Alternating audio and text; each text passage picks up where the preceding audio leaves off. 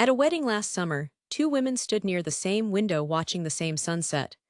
One lifted her phone, framed the sky three different ways, added a filter, wrote a caption, and posted it before the toast even started.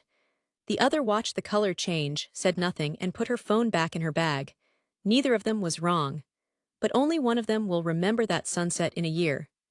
That contrast, repeated across millions of ordinary moments, is the real subject of this video. Not who's right, but what's actually happening inside the mind of someone who chooses to stay quiet. Here's the core idea in one sentence. Not posting isn't the absence of a personality, it's usually the presence of a different reward system, one that runs on internal signals instead of external ones.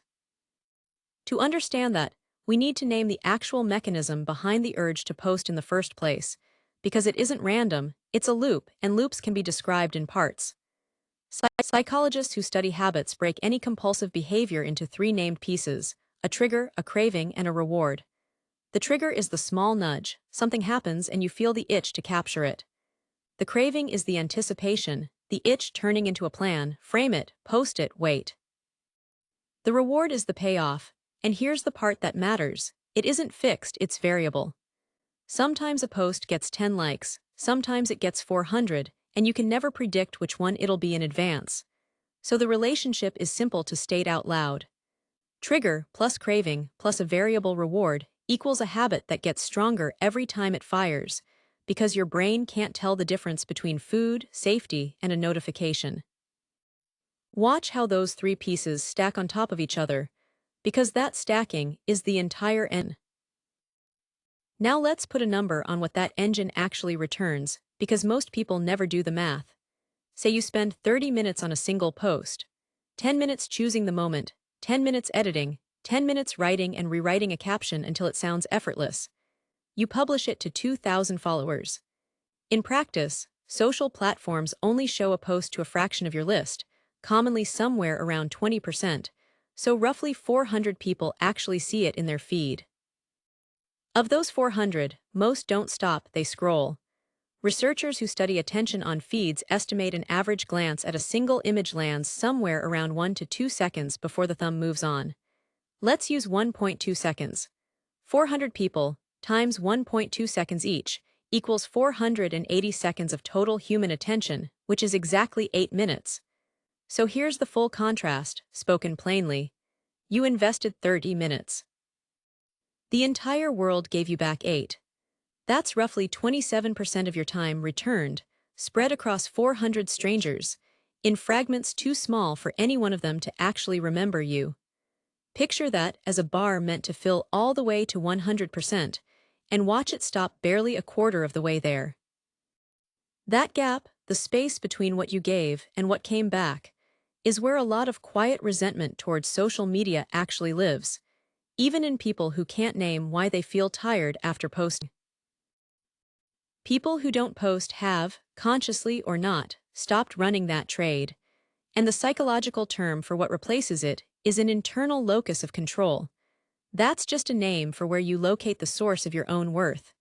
Externally located worth needs a verdict from somebody else before it counts as real. Internally located worth doesn't wait for the verdict. Someone with a strong internal locus of control can watch that same sunset, feel the color do something to their chest, and let the feeling be complete on its own, without needing 400 strangers to confirm it happened. This connects to something researchers call attachment style, borrowed from how children learn to trust caregivers and later applied to how adults relate to groups. An anxious attachment toward a social group produces a familiar fear, the fear of being forgotten, more commonly known by its short name, FOMO, the fear of missing out. It sounds irrational until you remember that for most of human history, being cut off from the group actually was dangerous. So that fear is old wiring firing in a modern context it was never built for. A secure attachment produces something almost opposite, sometimes nicknamed JOMO, the joy of missing out, a calm sense that says, I still matter to the people who matter, even in the silence. Here's where the demo really earns its place. Imagine two lines drawn across 5 years. One line tracks how often a person posts, climbing steadily upward. Year 1 a few posts a month, Year 5 multiple posts a day, because the habit loop we described earlier keeps compounding on itself. The second line tracks self-reported life satisfaction, and in study after study on heavy social comparison use, that second line does not climb with the first, it flattens, and in some groups it slowly drops. Two lines, same 5 years, moving in opposite directions. That divergence is the entire tragedy of the loop in a single picture, more input, not more output. There's also a second mechanism worth naming, because it explains why quiet people often remember experiences more vividly, not less. It's called cognitive offloading. The brain treats memory like an expensive resource, so the instant you take a photo of something, part of your mind quietly files it under, saved elsewhere, no longer my job to hold onto. That's a useful trick for grocery lists. It's a costly trick for a sunset, a concert, a friend's face at a dinner table, because the deep emotional encoding, the kind that makes a memory feel textured years later, gets skipped in favor of the shortcut. People who leave the phone in their pocket don't have that shortcut available, so the brain does the slower, harder, richer work of actually storing the moment.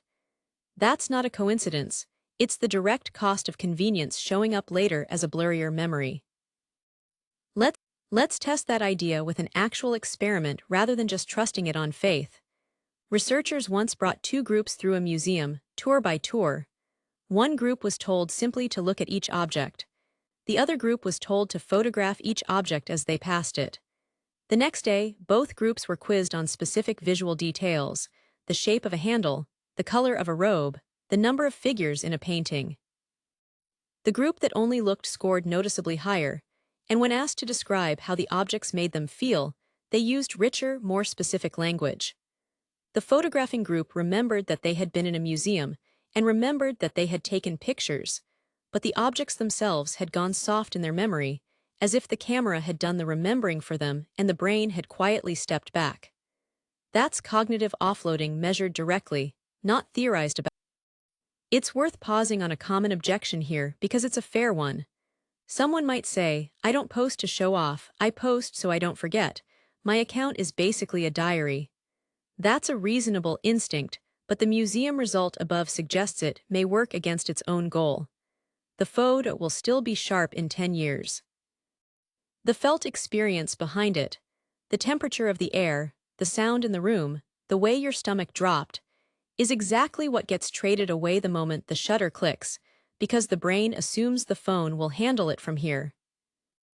None of this means social media itself is the villain. Used deliberately, it's a genuinely good tool for staying close to people across distance and time. The distinction that actually matters is who's driving. Someone who posts because they choose to, on their own schedule, for their own reasons, is not the person this video is describing. The person this video is describing is the one who feels a quiet, constant pressure to perform, to keep a personal brand alive, to explain an unposted vacation to people who never asked, and who dreads it every time. There's a useful way to picture the two paths side by side. Picture two friends at the same concert. One spends the encore holding up a phone, angling for a clean shot, checking the screen between songs to see how the last clip looks. The other closes their eyes for the final song and just listens. A year later, ask each of them what that night felt like.